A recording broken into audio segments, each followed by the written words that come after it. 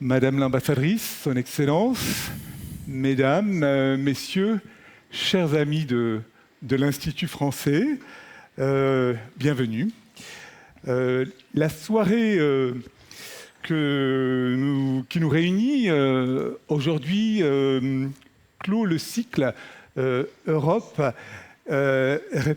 repères et valeurs dans le désordre du monde que nous avons engagé en février dernier, conjointement avec l'ambassade. Le pari de ce cycle était le suivant, c'était face à l'accélération des crises, guerre sur notre continent, fragilisation des démocraties, polarisation des sociétés, l'insécurité informationnelle, essayer d'opposer un travail de clarification intellectuelle et de conduire ce travail de clarification intellectuelle à chaque fois dans un dialogue franco-bulgare. Ce parcours nous a mené du doute aux recompositions transatlantiques avec Célia Belin, du droit et de la mémoire avec l'écrivain et juriste Philippe Sands, de la sécurité européenne avec l'ancienne ambassadrice de France auprès de l'OTAN, Muriel Domenac, jusqu'au dialogue récemment, au début de ce mois, des anciens ambassadeurs Michel Duclos et Stéphane Tavroff sur la place de l'Europe dans le désordre du monde. Donc, d'une certaine façon, ce cycle s'achève là où il avait commencé, sur le front de l'information.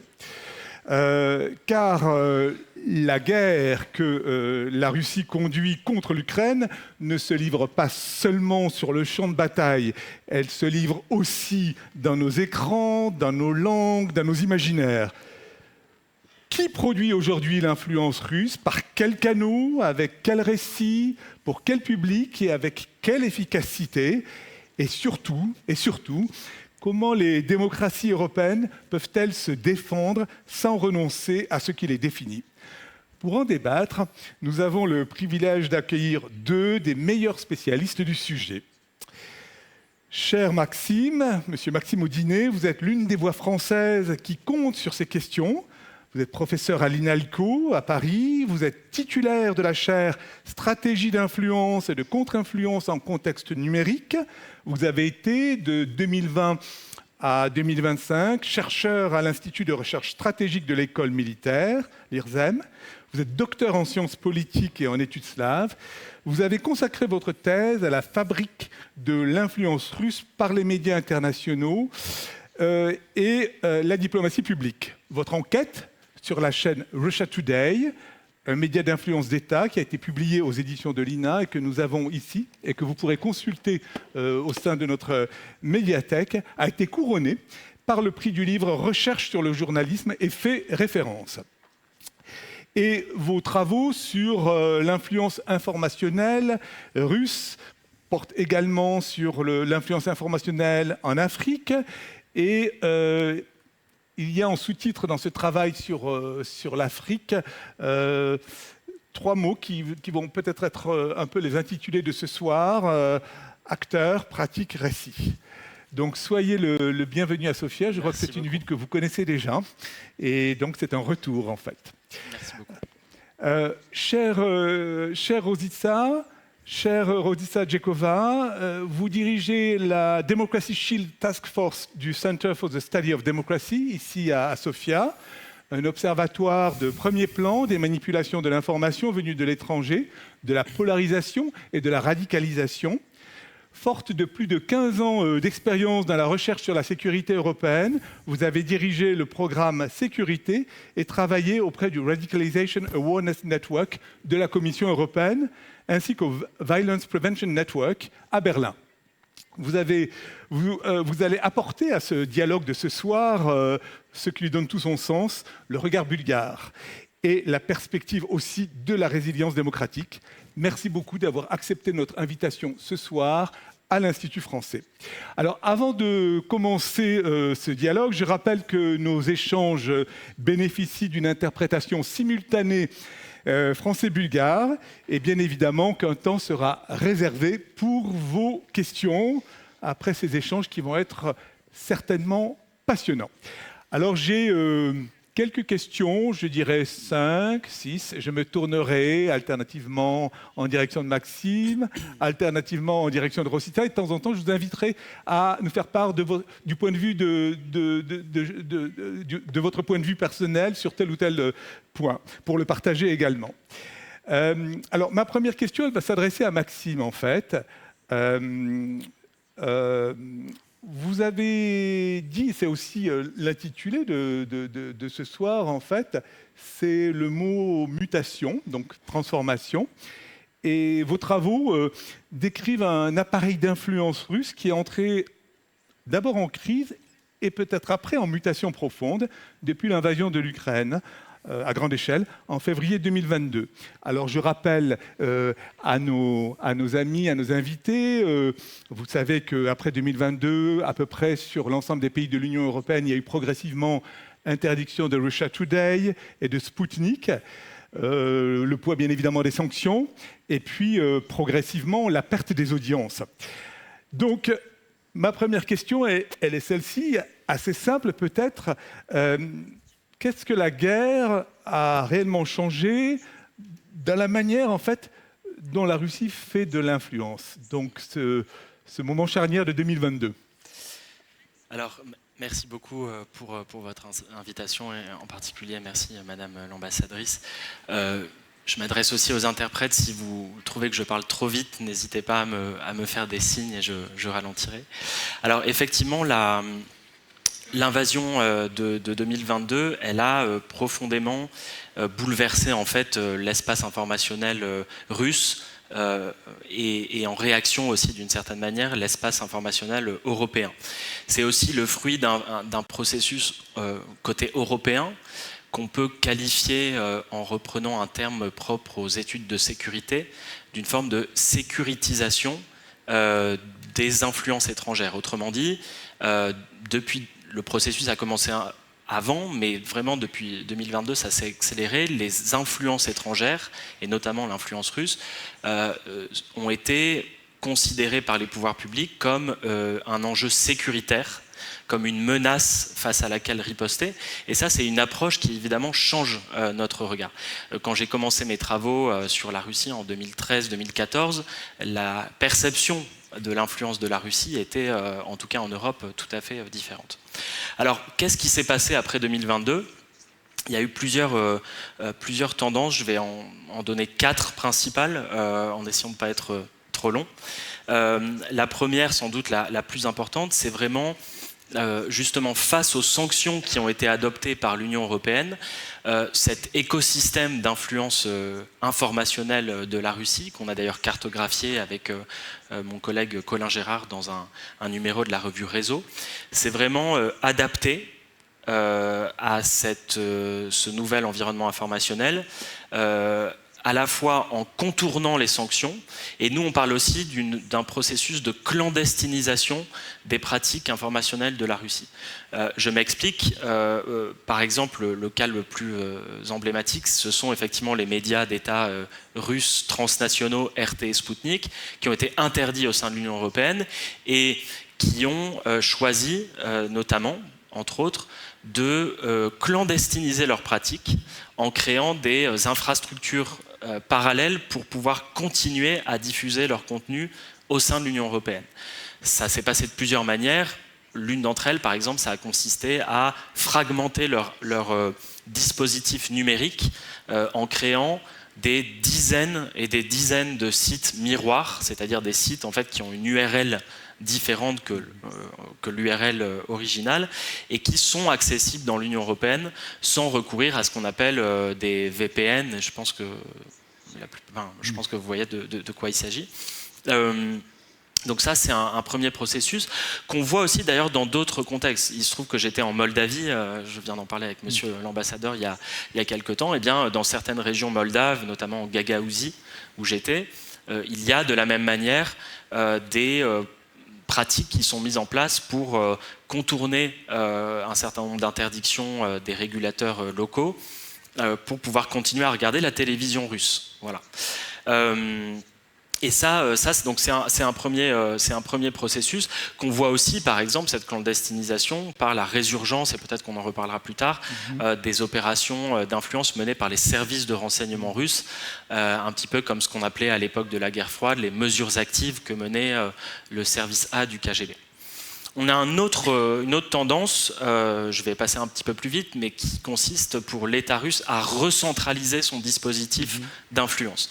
Vous avez sans doute, j'imagine, entendu parler de Yevgeny Prigojine, le fondateur non seulement du groupe Wagner, mais aussi de ces fameuses usines à trolls qu'il a fondées dès le début des années 2010, d'abord avec un ciblage national en Russie, et puis ensuite vers l'étranger. Et vous vous souvenez peut-être des ingérences russes dans les élections américaines de 2016. L'un des principaux acteurs, quand Trump a été élu, l'un des principaux acteurs de l'influence russe, c'était justement le projet Larta, comme on l'appelle, d'Yevgeny Prigojine. Après la mort de Prigojine dans le crash de son avion, dont j'imagine vous avez entendu parler, il y a eu un processus de reprise en main par l'État sur ce dispositif d'influence. Et c'est à ce titre notamment qu'on voit par exemple aujourd'hui des figures qui ont un rôle extrêmement important pour ceux qui connaissent un petit peu la Russie. Je pense par exemple à Sergueï Kirienko, le premier directeur adjoint de l'administration présidentielle du Kremlin, qui est un acteur qui depuis 2022 est devenu extrêmement important. Troisième tendance, c'est un tournant vers le sud de la stratégie d'influence russe pour justement d'une certaine manière trouver de nouveaux marchés informationnels. La Russie, parallèlement d'ailleurs au tournant vers le sud de sa politique étrangère, vis-à-vis en particulier de l'Afrique, vis-à-vis des BRICS, on voit aussi que le dispositif d'influence russe cible beaucoup plus qu'avant des audiences de ce qu'on appelle le sud global. C'est le cas en Afrique en particulier, où RT et Sputnik, par exemple, étendent leur dispositif. On voit aussi, peut-être qu'on en reparlera, comment le projet d'influence lié au groupe Wagner a été là encore repris en main par les services de renseignement russes. Vous avez des centres culturels russes d'ailleurs, ce qu'on appelle les maisons russes, qui s'implantent beaucoup plus en Afrique que c'était le cas auparavant, où seuls quelques sociétés d'amitié, comme on les appelait à l'époque soviétique, avaient été maintenues à la chute de l'URSS. Bref, on a également, par exemple, je pense à l'ouverture de la chaîne RT India à New Delhi, qui a été ouverte en présence de Vladimir Poutine lors d'une visite.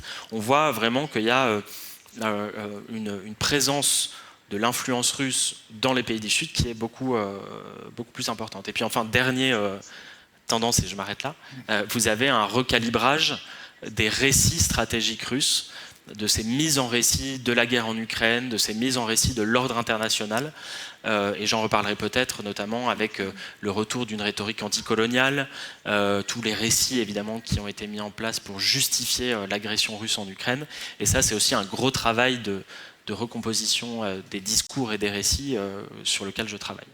Merci beaucoup. Alors, je vais peut-être me tourner maintenant vers Rositsa, vers Madame Djakova. Alors vous avez parlé influence. Dans l'influence, il y a bien sûr la désinformation. Et je crois, Madame Djakova, que vous plaidez pour regarder en quelque sorte sous le radar, sous la flottaison.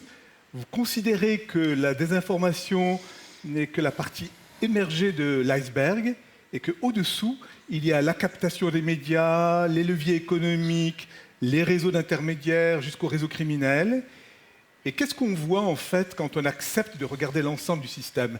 J'aimerais bien vous entendre sur ce sujet. Благодаря много. Първо, сърдечни благодарности за мен е чест да съм тук. Благодаря много за поканата госпожа посланника на Френския институт и също с Максим. Също да дискутираме тая тема и да чуя неговия опит е изключителна чест. Благодаря ви за това. Да, аз ще започна и като реакция на това, което Максим каза, но и с уговорката, че Центъра за изследване на демокрацията разглежда руското влияние поне от 2015 година насам. Тоест, чрез работата ни по така наречения Кремълски наръчник през последното десетилетие ние разглеждаме влиянието на Русия в информационната среда, действително, както и вие казахте, само като един от инструментите в цялостния пакет от подходи, цялостната система за проникване и влияние на демокрациите. Да, това включва икономически зависимости, корупционно влияние, енергийни връзки, икономическа зависимост, изключително важно, което ние сме проследяваме. Това не е само в България. Между другото, тази методология за така обследване на Кремълския наръчник сме приложили в цяла Европа, междувременно вече и в други страни, например в Латинска Америка. Много важно е влиянието в медийната среда, завладяването на медиите и въобще за нещо, което ние наричаме завладяване на държавата. И бих направила сега, преди да кажа какво е отражението на това в България, бих започнала с това да видим какви са последните тенденции, къде сме в момента. Виждаме от наша гледна точка 3 основни промени за последните няколко години. Първо, че все повече, по-често операциите се изнасят, информационните операции, операциите за влияние се изнасят чрез посредници. Било то медийни, политически, но също така и криминални или полуформални мрежи. И втората тенденция е, че виждаме, че вече рядко има в изолация само дезинформационна кампания или кампания в информационното пространство. Те вървят в пакет с друг тип, включително физически действия и атаки, като кибератаки, похищения върху критична инфраструктура, саботажи и така нататък, за които биват рекрутирани местни актьори. И трето, навлизаме в етап и надявам се да можем с Максим сега малко повече да влезем в детайл за тази тема. Влизаме в един етап, в който изкуственият интелект, търсачките и автоматизираните мрежи също биват обект на манипулация. Това бих казала е новата фаза на хибридната или информационната война, по начин, по който все още нашите регулаторни режими, въобще инфраструктурата на отговор, която имаме, не е готова да посрещне. Конкретно на въпроса след 2022 година, аз тук бих започнала малко по-провокативно да отговарям на този въпрос, че всъщност нещо, което виждаме в България и наблюдаваме през последното десетилетие, бих започнал с провокативната теза. Всъщност забраната и санкционирането на държавните медии, руски държавни медии, всъщност не се усети чак толкова драстично в България. Защо? Ако мога така по-провокативно да започна, да се получи и дебат с публиката. Защо? Защото поне от десетилетие, през което ние проследяваме как прониква и действа това влияние в България. Всъщност тази инфраструктура на местно преплитане между чуждо и местно влияние е градена през всичките тези години, просто ние не сме го виждали толкова ясно. Тоест да, Русия загуби част от видимата си легитимна медийна инфраструктура, но аз бих казала, че тя много успешно децентрализира стратегията си и вече има добре изградена инфраструктура на влияние и натиск, която се адаптира и към санкции, и към регулаторните мерки, които се вземат на европейско ниво. Да, съгласявам се с Максим, че се изгради много бързо, но някак незабележимо, поне за така тук в България, поне първите години, някак незабележимо, извън тесния експертен кръг и може би институциите, добре свързана, добре изградена инфраструктура, която само чака да бъде активирана при следващият повод. Грешката, която често правим, е, че наблюдаваме основно изборите. Какво се случва преди изборите, по време и малко след изборите. И след това забравяме за това. Изборите са просто последната кулминация нито те са времето, в което се изгражда тази инфраструктура, в която се активират местните прокси мрежи. След малко мога да навляза, като влезем за актьорите, в малко повече подробности за типовете актьори или съставни части на екосистемата, но грешката е да се фокусираме само върху изборите и какво се случва. Разбира се, те са изключително интензивен период за, как да кажа, за много силно замърсяване и така интензитет в информационната среда, но те не бива да се фокусираме върху това. Това е само резултата. Мрежите вече са изградени през местни актьори, през местни медийни канали, през социални мрежи. Включително стратегията е такава, че много добре се използват и експлоатират дупките в регулациите. И ще дам пример за това. Телеграм е един от тези примери. Така че ако мога да обобщя, да, Русия може би е по-слаба в официалната си легитимност. Отново нека дискутираме дали това е така, но по-опасна от към оперативната си гъвкавост, включително защото се получава този аутсорсинг на думата, как е на български, т.е. използване на подизпълнители, използване на местни мрежи и актьори, използване на така... включително за физическите атаки, криминални или неформални мрежи, които не могат директно да бъдат свързани, т.е. може да се отрече, че това е нещо, което е дирижирано от руската държава или от службите. Т.е. тази адаптивност на оперативно ниво и тази гъвкавост е всъщност това, което е основното притеснение. Merci beaucoup. Alors ça me permet justement de venir à une autre question. Je me tournerai vers Maxime, qui est une question de travaux pratiques, si je puis dire. Je trouvais un titre du clavier au pot de peinture. Donc, je pense que vous voyez très bien à quoi je fais allusion. Est-ce que c'est ce que nous avons connu en France? Est-ce que vous pourriez nous dire un petit peu, voilà, en termes de pratique, ce que cela signifie? Ça nous permet justement de faire le lien avec ce que disait Rositza. Oui, tout à fait.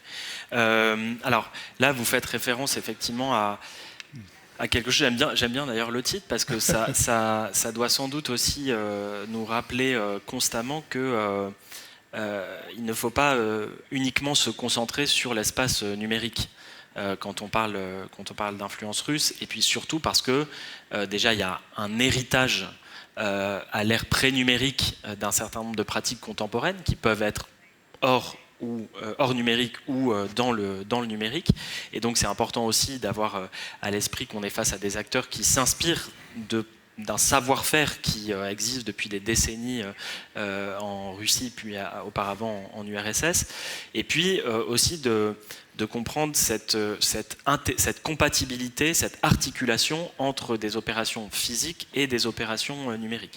En l'occurrence, là, vous faites référence à un certain nombre d'opérations, et Rositza a commencé à les mentionner, qui ont été menées dans plusieurs pays européens et en particulier en France, avec probablement une des opérations qui a le mieux fonctionné ces 10 dernières années en France, qui a été effectivement cette affaire dite des étoiles de David, qui sont en fait des pochoirs, des tags d'étoiles de David qui ont été tagués dans plusieurs rues à Paris, y compris d'ailleurs sur des synagogues, quelques jours après les attentats du Hamas du 7 octobre. Donc à un moment naturellement où la société française était extrêmement tendue, polarisée autour de ce sujet, comme vous le savez peut-être. Et que s'est-il passé? C'est que dans un premier temps, un certain nombre de médias nationaux, notamment des chaînes d'information en continu, se sont rués sur cette affaire et l'ont surmédiatisée pendant 3 jours, évidemment en interprétant ça comme un symbole de résurgence de l'antisémitisme, notamment de l'antisémitisme musulman. Et au bout de 3 ou 4 jours, des soupçons ont commencé à émerger et, in fine, la piste est remontée justement au service de renseignement russe et probablement à l'un des acteurs important des unités des services de renseignement russes qui sont en charge des opérations psychologiques et des opérations d'influence, qui est le 5e service du FSB. Vous avez aussi d'autres unités, notamment du GRU, le renseignement militaire, comme l'unité 29155 par exemple, qui mène ce type d'opération. Et ce qui est intéressant, c'est qu'on voit plusieurs choses en fait à travers ces affaires-là en termes de pratique. Donc cette adaptation, le fait aussi que les acteurs russes comptent sur nos surréactions et nos vulnérabilités dans l'espace médiatique, en l'occurrence ici des chaînes d'infos en continu qui ont besoin d'alimenter leur contenu et notamment autour de faits divers ou de sujets qui peuvent être polémiques. Je pense en particulier, on en reparlera peut-être tout à l'heure, à certains médias du groupe Bolloré, qui est ce milliardaire d'extrême droite français qui a un rôle extrêmement important aujourd'hui dans le paysage médiatique et politique, qui mène une véritable bataille culturelle, on pourrait dire réactionnaire ou en tout cas ultra-conservatrice, et qui d'ailleurs a recruté des anciens de RT France quand RT a été interdite en France, mais en tout cas qui fait partie des acteurs qui a beaucoup relayé cette affaire.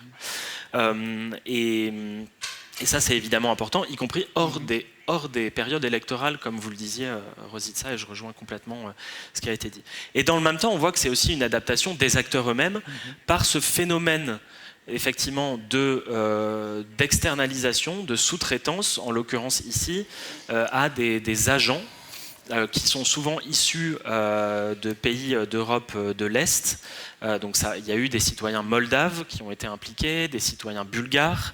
Les citoyens bulgares ont été des citoyens bulgares d'ailleurs qui venaient d'une ville dont j'ai oublié le nom, je suis navré, mais qui appartenait à des mouvements néo-nazis et qui ont été là encore recrutés pour venir taguer des mains rouges, notamment sur le mémorial de la Shoah à Paris. Vous avez eu des têtes de cochons qui ont été posées aussi devant des mosquées, donc ça c'était plutôt sur la question de l'islamophobie. Et en tout cas, on voit qu'à chaque fois, il y a des modes opératoires qui s'adaptent où effectivement les services russes vont financer, via parfois des chaînes Telegram, notamment en crypto-monnaie, des personnes issues de minorités russophones, ou issues de groupuscules politiques radicaux dans un certain nombre de pays d'Europe de l'Est pour venir justement mener des opérations à Paris, à Berlin. Je crois qu'il y a eu des opérations récemment au Royaume-Uni. On ne sait pas encore d'ailleurs exactement ce qui s'est passé, mais sur les cas dont on a parlé, effectivement, on a pu remonter, et les services de renseignement, notamment français, ont pu remonter la trace effectivement de la Russie. Et ça vous montre aussi que les acteurs russes, notamment du renseignement, sont beaucoup plus audacieux, beaucoup plus agressifs. Là où, avant 2022, il y avait évidemment des choses qui se passaient, mais l'influence russe, elle reposait peut-être aussi principalement sur des médias qui agissaient à ciel ouvert, comme la chaîne Russia Today. Merci beaucoup, c'est très, très intéressant, et ça me permet aussi donc, de me tourner cette fois-ci vers Madame Djekova avec un peu cette question dans le même sens. Vous, ce que vous soulignez justement, parce que vous avez parlé justement de vulnérabilité, et on voit bien que dans ces attaques, entre guillemets, ou dans ces provocations, il y a une étude qui est faite des vulnérabilités et qu'elles ne sont pas les mêmes dans chacun des pays européens et qu'on ne joue pas toujours sur les mêmes sensibilités, puisque voilà, pour des questions d'histoire, de démographie, les enjeux ne sont pas les mêmes. Et j'aimerais bien vous entendre, Madame Djekova, sur ce point, parce que je crois que vous avez beaucoup réfléchi.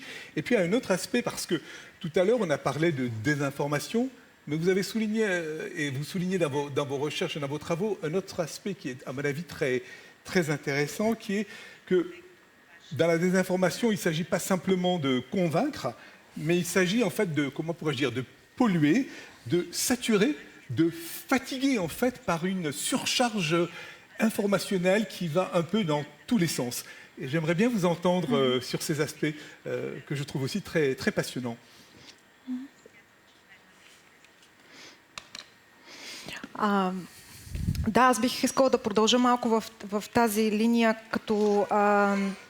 защото наистина вече не говорим отдавна не говорим за фалшиви новини или така отявлена дезинформация.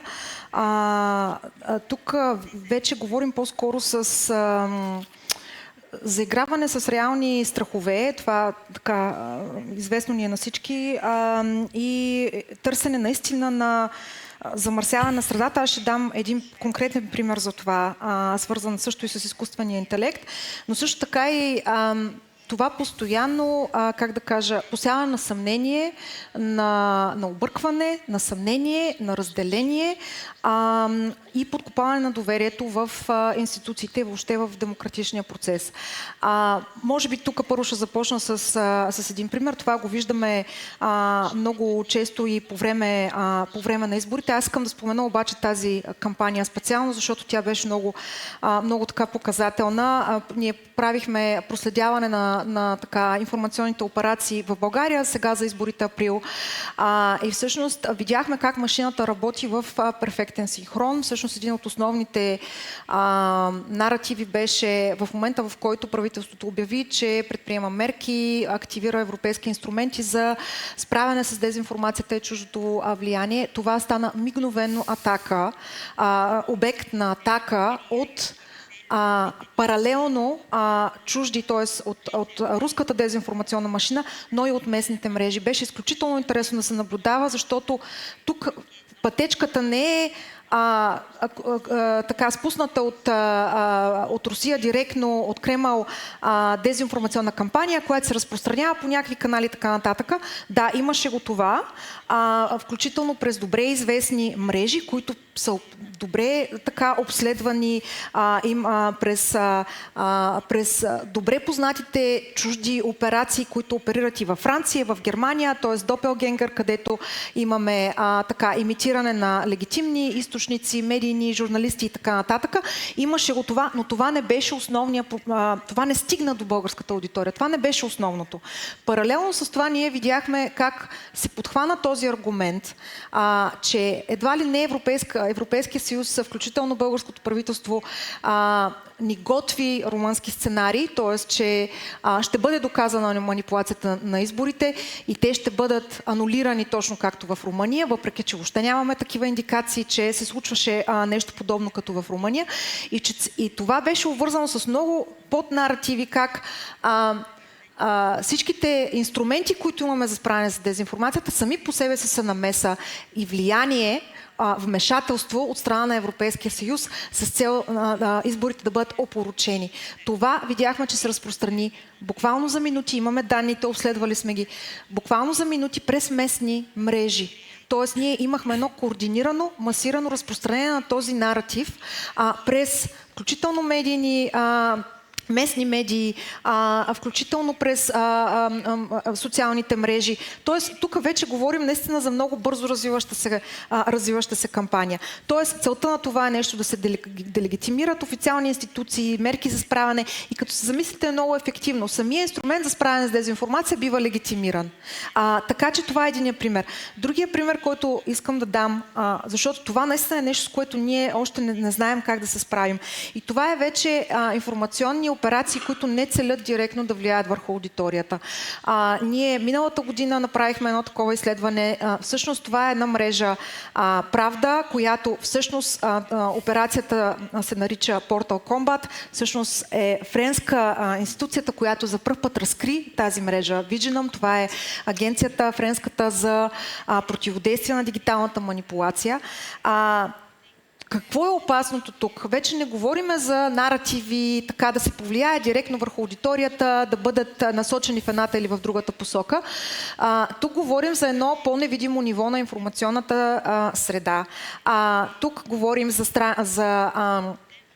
стотици страници, които изглеждат по подобен начин, свързани, разбира се, които така на много езици биват превеждани и единствената им цел е да бъдат постоянно, да генерират, да събират от различни проруски източници различни статии и да бъдат изключително голямо количество информация. В България говорим за 6000 статии на месец, които не са предназначени за човешка консумация. Защо мислим така? Други изследователи също са изследвали, нали, не сме само ние, т.е. това е потвърдено. те биват, всъщност тези сайтове нямат почти никакъв човешки трафик. Единствената им цел е те да повлияят информационната среда като цяло, т.е. да захранят търсачките, да захранят езиковите модели, за да може вие, когато напишете нещо в Google или питате нещо в ChatGPT, да може след първите резултати да излязат източници, проруски източници всъщност.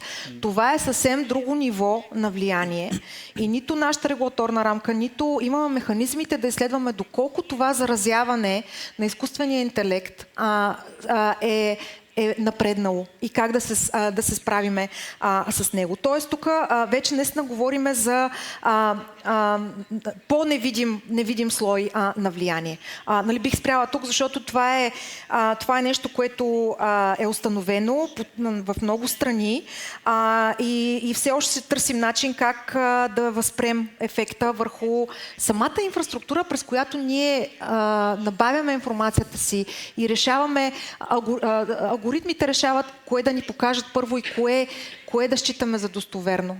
Тоест тук вече говорим за съвсем друго ниво на влияние.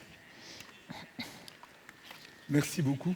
Ce que je trouve très intéressant aussi dans ce que vous soulignez tous les deux, on a parlé tout à l'heure de vulnérabilité et je pense que peut-être dans la discussion on pourra évoquer ce sujet, c'est que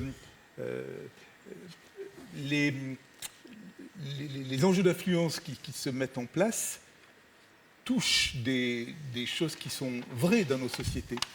Vous avez évoqué les étoiles de David ou les têtes de cochon devant la mosquée en France. On sait bien que malheureusement l'antisémitisme ou l'islamophobie sont des faits réels. Mais ce qui est intéressant, c'est de voir comment effectivement par ces jeux d'influence, on enflamme en fait des sujets de société. On pourrait peut-être revenir là-dessus.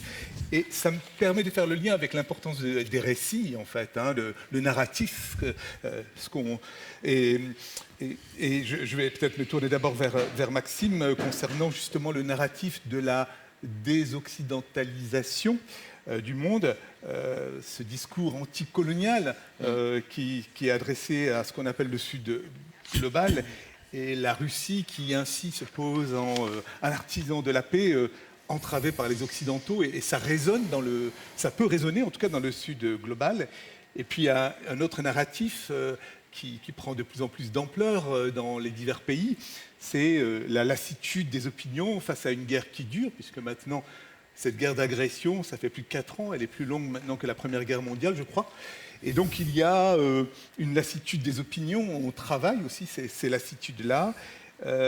Et donc j'aimerais bien que vous nous disiez quelques mots justement comment ce travail d'influence se fait autour de ces deux thématiques. Puis après je me tournerai bien sûr vers Madame Djekova. Oui, alors je rejoins tout à fait l'idée. Nous, c'est aussi un aspect sur lequel on essaie de pousser depuis un certain temps, c'est de s'affranchir, quand on travaille sur les ingérences russes, de la notion de désinformation, qui, à mon avis, enferme le débat dans une question binaire et en fait assez simpliste entre le vrai et le faux, alors qu'en réalité, la désinformation existe. Rosissa vient de mentionner Portal Combat, qui est un réseau qui fait beaucoup de désinformation, mais à mon avis, si on ne regarde que les fake news, on passe à côté de l'essentiel, qui sont effectivement toutes ces mises en récit, tout ce travail de matière narrative sur lequel travaillent énormément les acteurs russes. Et quand on parle d'un récit, peut-être, je ne sais pas si en bulgare vous avez aussi l'expression de narrative, ou je ne sais pas si ça se dit comme ça, peut-être. Le mot narratif en français est souvent utilisé, mais à mauvais escient, parce qu'en fait on parle d'un simple élément de langage souvent, alors qu'en fait un récit c'est beaucoup plus complexe que ça. Un récit c'est vraiment une forme de discours particulière par lequel, qui est très répandu, c'est presque anthropologiquement, les êtres humains se racontent des histoires pour donner un sens à nos expériences, pour donner une cohérence à une réalité qui en fait souvent est chaotique et désordonnée, et on a besoin de donner du sens à ce qu'on fait et à ce qu'on observe. Et dans le domaine de l'influence, c'est aussi ce qui se passe, et il y a des travaux extrêmement intéressants autour de la notion de récit stratégique, Strategic Narratives, en anglais, ça a été plutôt travaillé par des chercheurs britanniques, qui justement, là encore, pensent cette question des récits dans l'influence pour, je cite, donc le but c'est de construire un sens commun du passé, du présent et de l'avenir de la politique internationale afin de façonner le comportement des acteurs nationaux et internationaux. Et donc, les acteurs russes travaillent sur cet aspect-là avec une... Rositsa parlait de flexibilité opérationnelle. Moi, je parle aussi beaucoup de flexibilité narrative parce que les acteurs russes ont une capacité assez hors norme à produire des récits, à les adapter en fonction de disciplines, y compris des récits qui sont contradictoires les uns avec les autres. Je vous donne un exemple sur lequel a beaucoup travaillé ma collègue Marlène Laruelle et qui va rejoindre Luc, ce que vous disiez. C'est que lorsque la Russie s'adresse à des audiences européennes, elle peut avoir une posture de défense d'un Occident fantasmé sans doute, mais d'un Occident chrétien, d'un Occident non libéral, pré-révolutionnaire. On pourrait parler, si on s'inspire de la Révolution française, en tout cas une certaine vision de l'Occident qui serait effectivement illibérale, on pourrait dire. Et elle se présente comme le gardien de ces valeurs traditionnelles occidentales, pour reprendre le terme qu'on utilise en Russie. Et effectivement, quand elle s'adresse aux audiences du Sud, le discours est très différent. Cette fois-ci, la Russie se présente comme une puissance anti-occidentale, effectivement en ravivant, et ça c'est un travail que j'ai mené ces dernières années qui m'a intéressé, c'est qu'en fait j'ai beaucoup travaillé sur le groupe Wagner au Sahel et en République centrafricaine, et on a vu à partir de 2020-2021 les acteurs russes présents en Centrafrique, au Mali notamment, réinvestir cette rhétorique anticoloniale qui avait complètement disparu en Russie depuis la chute de l'URSS, alors que vous savez bien que l'anticolonialisme était un élément rhétorique central de la politique étrangère soviétique vis-à-vis de ce qu'on appelait alors le tiers-monde, et notamment l'anti-impérialisme, l'anticolonialisme vis-à-vis de l'Occident capitaliste. Et ce qui se passe, c'est que ça prend. C'est utilisé pour discréditer en particulier l'armée française au Sahel dans le cadre de l'opération Barkhane. Et ce qu'on voit très nettement à partir de 2022, littéralement dans les jours qui suivent, c'est une explosion de l'usage de ce champ lexical dans le discours officiel russe. J'avais fait des statistiques en regardant aussi tous les discours de Vladimir Poutine. Poutine va utiliser 3 fois plus cette rhétorique anticoloniale dans les 2 ans qui suivent l'invasion de l'Ukraine que durant tout le reste de sa présidence depuis 2000.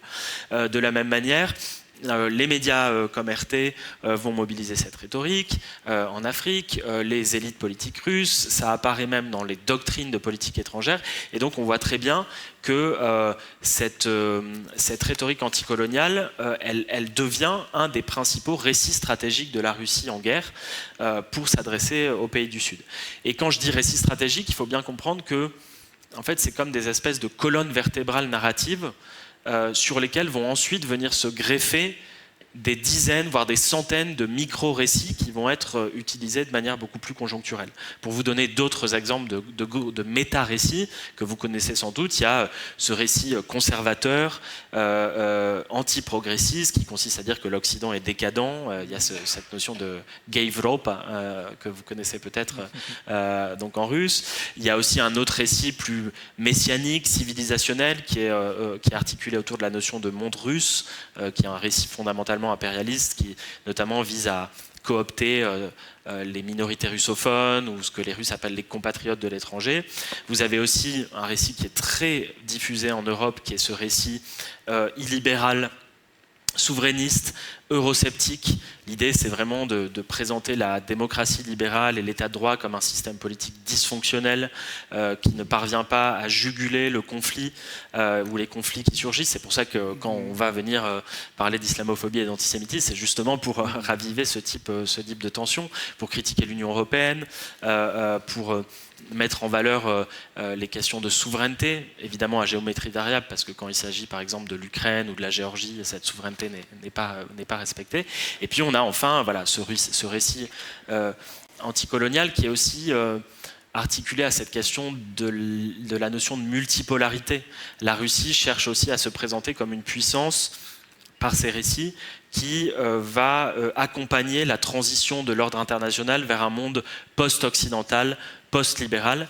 Et c'est d'ailleurs ce qu'incarne une notion très en vogue en Russie et que la Russie cherche à exporter, qui est cette notion de majorité mondiale. En russe, c'est Mirovoye Balshinstvo, qui est une notion proposée par un expert qui s'appelle Sergueï Karaganov, qui est assez proche du Kremlin, et qui justement vise à proposer une vision du monde dans lequel il y aurait le Sud global et la Russie, puisque la Russie est un pays du Nord global, mais elle a envie de s'insérer dans le Sud global, mais elle ne peut pas le faire parce que ce n'est pas un pays du Sud. Donc ils ont proposé cette notion de majorité mondiale qui s'opposerait à cette minorité mondiale occidentale sur le plan des valeurs, sur le plan de la vision de l'ordre international. Et ça, ce qui est intéressant, c'est qu'évidemment, c'est des méta-récits qui sont aussi parfois synthétisés. Et nous, on a proposé avec Marlène Laruelle et mon collègue Maxime Danielou la notion d'anticolonialisme illibéral pour penser justement ce récit qu'utilise la Russie pour s'adresser aux audiences du Sud. C'est-à-dire un récit qui va combiner cet héritage anticolonial soviétique, qui va le dépouiller de sa version progressiste, l'anticolonialisme, pouvait avoir une vision progressiste, de progression, d'émancipation individuelle. Tout ça est enlevé et c'est articulé avec ce répertoire de valeurs conservatrices, illibérales, et c'est ce qu'on essaie un petit peu de penser avec cette notion. Merci beaucoup. J'ai été très sensible à ces éléments que vous avez soulignés, qui est donc l'appropriation du récit anticolonial, qui est donc... On recycle un peu le narratif de l'époque soviétique, et puis... et on l'adapte. On l'adapte. Et puis tout à fait autre chose, donc le récit illibéral, les démocraties corrompues, les démocraties dégénérées, etc. Et il y a peut-être un troisième volet, et ça me permet de me tourner vers Madame Djekova, qui est peut-être le récit mémorial. Alors, il y a ce grand récit mémorial, enfin je ne sais pas s'il faut l'appeler comme ça, mais on sait que la guerre menée contre l'Ukraine, selon le narratif officiel en Russie, c'est au nom de la lutte contre le nazisme, ce qui est totalement aberrant, mais il n'empêche que, voilà, on décline ça à longueur. Et je pensais, alors pour évoquer peut-être le cas bulgare, je me dis qu'en Bulgarie, l'enjeu mémoriel est très important dans la relation avec la Russie. Moi, je l'entends très souvent, la Russie a libéré la Bulgarie à la fin du 19e, donc il y a une sorte de dette, une dette historique, et puis une dette spirituelle. Et puis il y a également l'appartenance à une même communauté religieuse, d'une certaine façon, enfin, chrétienté orientale, l'orthodoxie. Et j'ai l'impression que cet élément est également utilisé en Russie, ce qui confirme ce que vous disiez d'ailleurs tout à l'heure, que tout ça fonctionne vraiment à géométrie variable selon les contextes et selon les pays. Donc j'aimerais bien vous entendre sur ce sujet.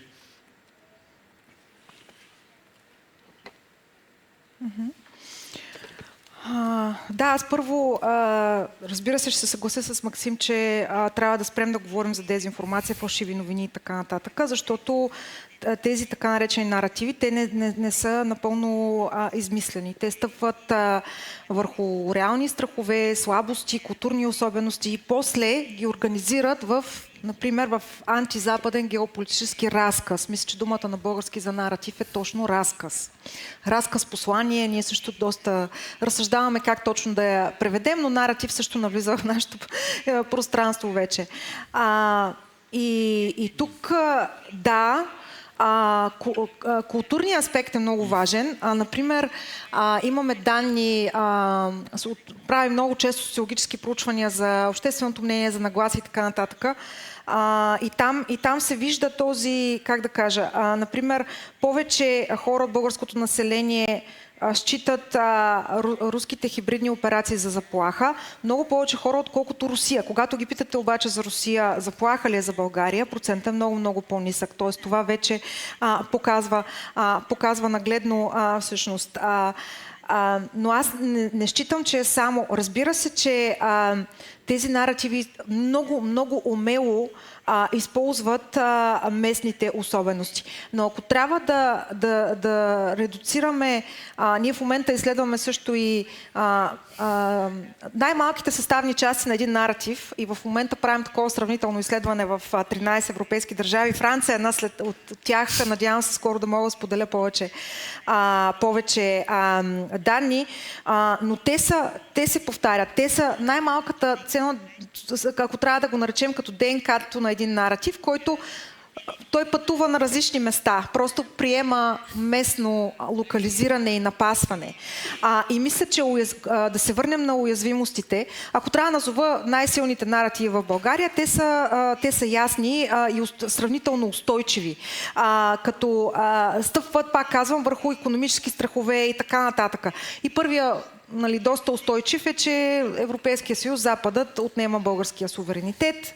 Това се активира както около еврото, така и около санкциите, помощта за Украйна, но също и за чисто местни теми, като съдебна реформа, изборния процес, включително и гражданското общество. Има го много силно застъпен също във всичките ни изследвания наратива, че България ще бъде въвлечена във война. Това се използва около военна помощ за Украйна, Черно море, НАТО и така нататък. Но също много силно ето тук, което и Максим каза, е, че Европа е морално разложена и че Русия защитава традицията и че предлага алтернативна система на ценности. И това се използва много често през антиджендър дебата, антилиберални, антиелитни рамки. Защо това е... Сега, аз тук винаги давам този пример.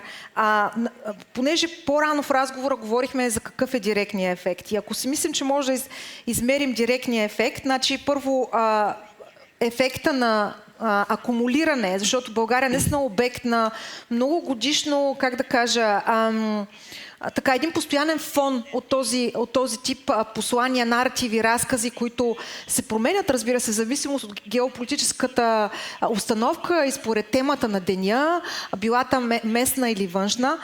Така че ние не можем да кажем, ето тази операция или дезинформационна кампания повлия на това. Но ако трябва да погледнем в по-дългосрочен план, всъщност до такава степен допринася този постоянен фон и внасяне на съмнение в обществото, че ние като общество в един момент ставаме изцяло блокирани и неспособни да водим демократичен дебат. Примера, който винаги даваме това беше преди няколко години, добре известно на местната, за всички, които живеят тук, дебата около Истанбулската конвенция, цялата дезинформация, която се излета, тя не е български феномен, но бяха активирани изключително много страхове у хората, свързани с идентичност и така нататък. И всъщност в момента ние не можем като общество да водим нормален, демократичен дебат и да решаваме истинските проблеми, нито що се отнася до темата за домашното насилие, защото тя беше до някаква степен опорочена от тази дезинформационна кампания, нито в сферата на образованието, защото дебата се измества постоянно в посока, примерно религиозно образование и така нататък, и бива подхващан в съвсем различна посока. Всъщност ние не можем като общество да решаваме проблемите в образованието. Тоест това е ефекта. Как може да кажем, че това е само следствие на дезинформационни кампании? Разбира се, в България културният аспект е много важен и историческия, но не е само той. Всъщност е пакета от уязвимости, които биват много умело използвани, включително слабата медийна среда, непрозрачност на медии, на собственост и недостатъчно налагане на така високи журналистически стандарти в редица медии. Имаме много ниско доверие. Това е отново и отново данните го показват. Много ниско доверие във всички институции, за които също дезинформацията допринася постоянно в тази ерозия. Тоест тук виждаме също и по време на избори, това е видимо, т.е. виждаме така абдикация на голяма част от обществото от, как да кажа, от подкрепа за мейнстрим политически партии, търсене на антисистемното, антистатуквото. Това е много, много така вече, как да кажа, системен феномен за българското общество, но това в съчетание също с слабия регулаторен и въобще отговор на държавата. Също, значи тези кампании се биват толерирани. Нямаме ефективни мерки. Знаете, преди няколко години, преди да влезе акта за цифровите услуги в сила, имаше огромен проблем с модерацията на съдържанието във Фейсбук. Това стана точно 2020 година след нахлуването на Русия в Украйна, когато всъщност бяха как да кажа, бяха усилвани определени послания в полза на Русия. В същото време бяха блокирани акаунти на личности, които се изявяваха в подкрепа на Украйна. Тоест, нашата държава има роля тук да изрази ясна позиция, да приложи. Вече имаме толкова много регулаторни, законови инструменти, включително на ниво Европейски съюз.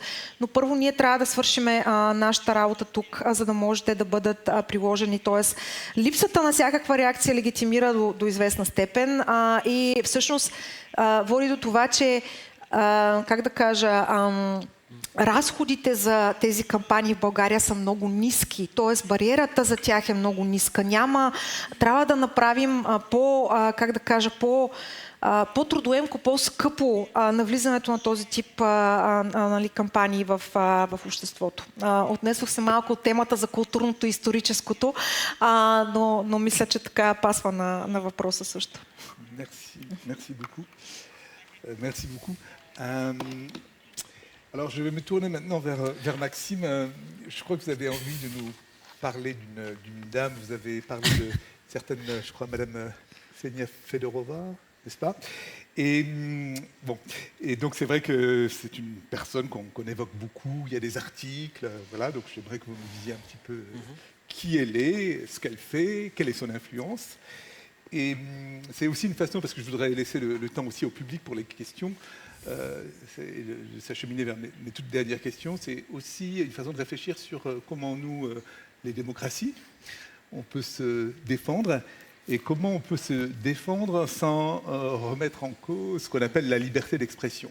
C'est-à-dire qu'on ne soit pas en pleine contradiction en nous défendant. Et je me dis peut-être qu'à travers le cas de Ksenia Fedorova, parce qu'effectivement les polémiques qui sont installées en France étaient autour de ces thématiques-là, ça peut être, je crois, très, très intéressant. Et puis, en annexe, peut-être, si je puis dire, ne pensez-vous pas que ce que nous subissons aujourd'hui en France, c'est un peu ce qu'on subit il y a déjà longtemps un certain nombre de pays d'Europe de l'Est. Je pense notamment aux pays baltes, sur toutes ces influences et ces propagandes, et qu'on découvre ça un peu tard, et peut-être avec une forme de naïveté. Voilà.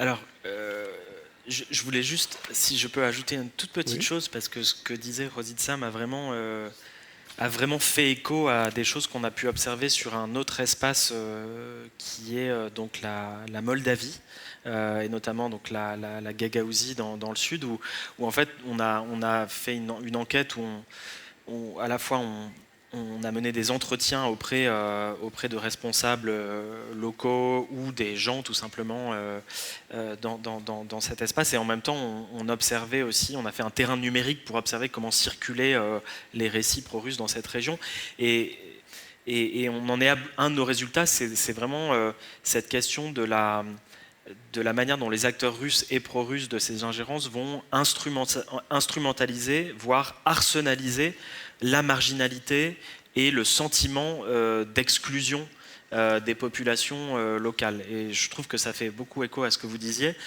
Et c'est une instrumentalisation d'un sentiment de marginalisation qui peut être socio-économique, bien sûr, mais qui est aussi effectivement identitaire, mémoriel, ethno-linguistique.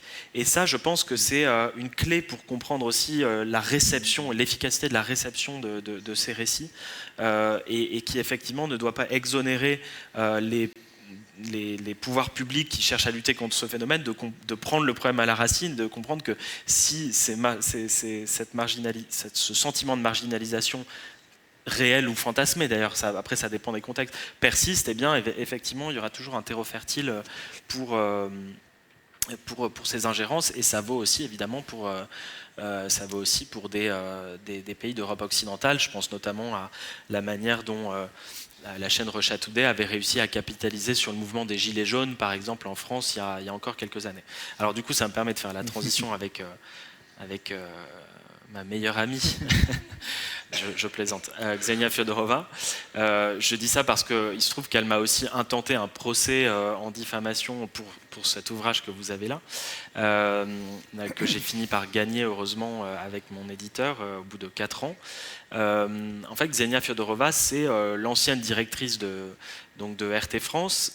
C'est une personne aussi qui est très proche de la patronne de RT Monde, qui est Margarita Simanian, peut-être que vous connaissez, qui est une des principales propagandistes du régime russe, et qui était assez méconnue en fait en France il y a encore quelques temps. Il y avait eu quelques articles au moment où RT était sorti, mais depuis quelques jours et quelques semaines, on parle vraiment, il y a eu une énorme affaire autour d'elle, pour plusieurs raisons, et notamment parce qu'elle travaille désormais, et c'est en ça que son cas est intéressant, sinon parler juste d'elle comme ça serait pas. Mais c'est qu'elle travaille justement pour le groupe médiatique de Vincent Bolloré, dont je parlais tout à l'heure.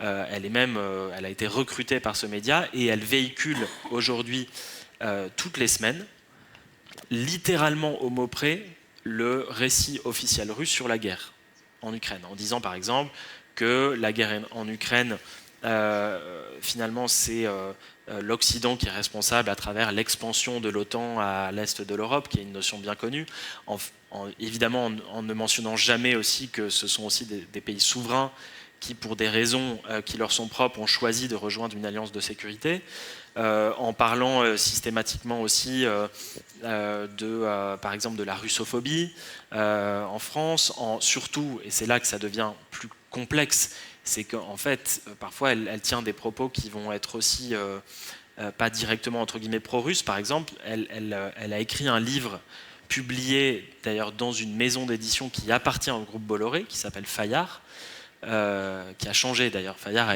a été une grande maison d'édition française. Aujourd'hui, elle est possédée par Bolloré. Elle publie beaucoup de livres plutôt d'orientation d'extrême droite, notamment. Et elle a publié un livre qui s'appelle « Banni ». Liberté d'expression sous condition, dans laquelle, et elle le fait aussi à l'antenne des médias de Bolloré, elle va expliquer à longueur de journée que la liberté d'expression est menacée en France, qu'il y a une sorte de monopole de la pensée unique des médias mainstream, des médias dominants, et que de la même manière que RT a tenu cette posture contre-hégémonique, comme on dit dans l'espace international, eh bien elle l'a fait en France sur RT et le fait aujourd'hui sur les médias du groupe Bolloré, sachant que ces médias cherchent aussi à trouver des personnes qui peuvent cultiver cette posture-là. Et je crois que vraiment, j'ai essayé de travailler aussi sur ce qu'elle dit, sur ses contenus, parce que moi, ce qui m'intéresse, c'est pas qui elle est en tant que telle, même s'il y a beaucoup de rumeurs comme quoi elle pourrait être extrêmement proche de Vincent Bolloré lui-même. Il y a eu un article dans Le Monde il y a 2-3 jours qui suggère de manière à peine voilée qu'elle serait sa maîtresse. Je me permets de le dire parce que c'est sorti. Mais au-delà de ce facteur personnel, et puis derrière, qu'est-ce que ça pourrait vouloir dire sur l'entrisme aussi russe dans certains médias, moi, ce qui m'intéresse, c'est aussi ce qu'elle dit. Voilà, c'est aussi ce qu'elle dit, ce que ça signifie, et pourquoi, en fait, il y a une porosité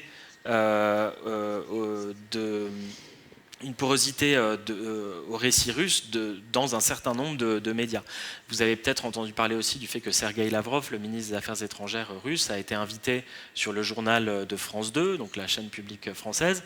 Il a beaucoup joué d'ailleurs avec son oreillette pour justement maîtriser l'interview. Et en fait, il a pu diffuser sans réelle contradiction le récit officiel russe, parce que je pense qu'une partie du paysage médiatique français soit ne comprend pas comment fonctionne la stratégie d'influence russe, soit a une espèce de vision parfois un peu fantasmée, esthétisée de qui sont certains acteurs, notamment des intellectuels russes. Je pense par exemple à Alexandre Douguine, où il y a eu beaucoup d'émissions sur Douguine qui quasiment le présentaient comme une sorte d'intellectuel légitime, alors même qu'on sait qui il est en réalité. Et puis il y a aussi effectivement, pour des raisons cette fois-ci de convergence idéologique, des médias qui choisissent de donner la parole à une personne comme Ksenia Fyodorova. Et ça, c'est vraiment, voilà, c'est un cas emblématique qui fait beaucoup parler de lui, puisqu'on approche des présidentielles. Et du coup, pardon, et pour répondre du coup aussi à la deuxième partie de la question, c'est là qu'il y a quelque chose d'assez paradoxal, c'est que je ne dirais pas qu'en France, il y a encore de la naïveté, parce qu'il y a eu de la naïveté au début, en 2016-2017, où tout le monde a été un peu pris de court, notamment quand il y a eu des ingérences dans l'élection présidentielle française de 2017. On avait appelé ça les Macron Leaks à l'époque. Mais depuis 5 ou 6 ans, la France fait partie des pays européens, d'ailleurs parfois avec une inspiration de ce qui a pu se passer par exemple en Estonie, des pays qui ont le plus justement mis en place ce que j'appellerais une politique publique de contre-influence à travers la création d'institutions, l'adoption de normes, de lois qui visent précisément à lutter contre les ingérences étrangères. Viginum a été mentionné, par exemple. Viginum, c'est une institution qui est chargée de détecter les ingérences numériques étrangères. Aujourd'hui, et c'est là qu'il y a un paradoxe, Viginum est capable de détecter quasiment en temps réel des ingérences qui vont être menées par des États étrangers, que ce soit la Russie, la Chine, Israël. Par exemple, il y a eu récemment une enquête sur des ingérences israéliennes qui ciblaient des candidats de gauche radicale en France, notamment par exemple Portal Combat que vous avez mentionné, qui est un réseau russe. Et puis dans le même temps, il y a un énorme trou dans la raquette, comme on dit, puisqu'on voit qu'une personne comme Ksenia Fyodorova peut dérouler ce récit propagandiste russe devant des centaines de milliers de personnes, parfois à des heures de grande écoute. Et là, effectivement, il y a un enjeu qui est lié à cette question de la liberté d'expression. Moi, je pense, peut-être qu'on peut en parler après, parce que je veux aussi donner la parole à Rosita, mais je pense qu'on peut arriver à répondre...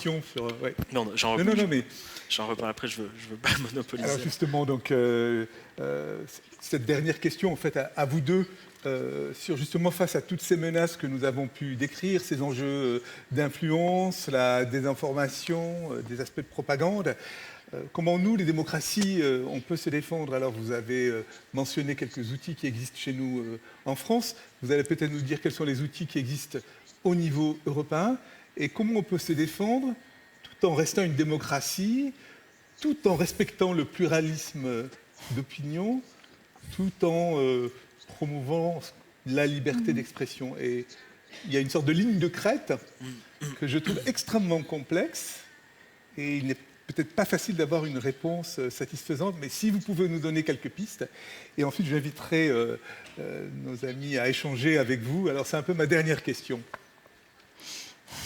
Rosица? Да, това е изключително централния въпрос, как да защитим свободата на словото и демократичните ценности, без да я повредим, в същото време да не останем парализирани, защото често всъщност от страх да не би да ни обвинят в цензура или в нарушаване на свободата на словото, сме малко като парализирани. Мисля, че вече това се променя в Европа.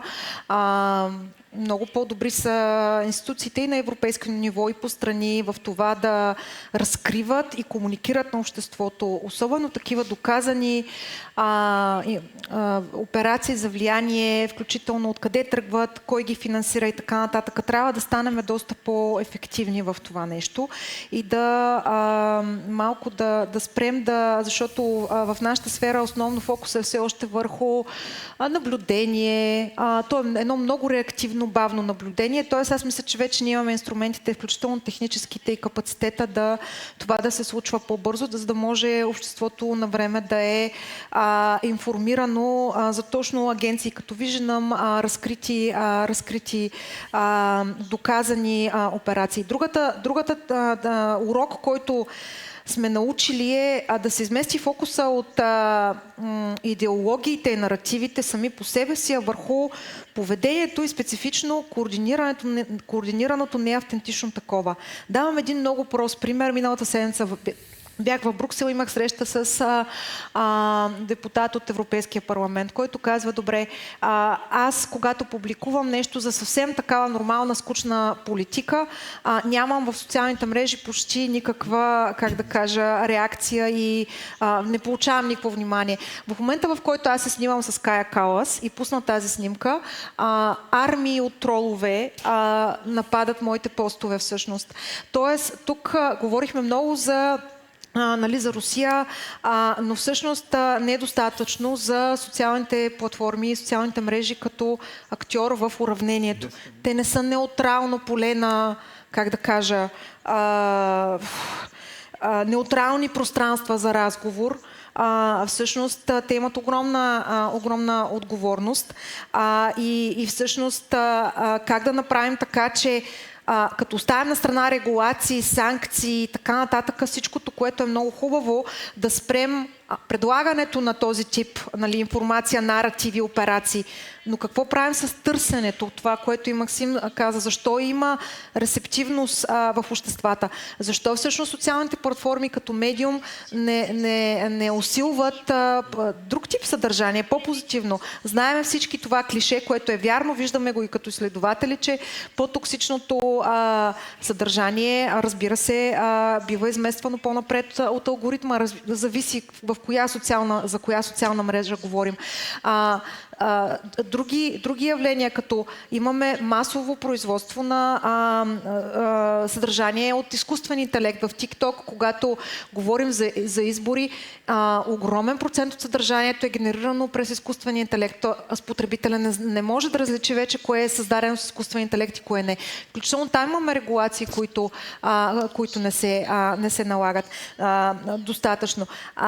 Така че аз мисля, че имаме много инструменти, трябва просто да правим разлика между наистина пресичане, разобличаване, включително публично разобличаване, защото дълго време се считаше проверителите на факти, опровергаването на фалшиви новини.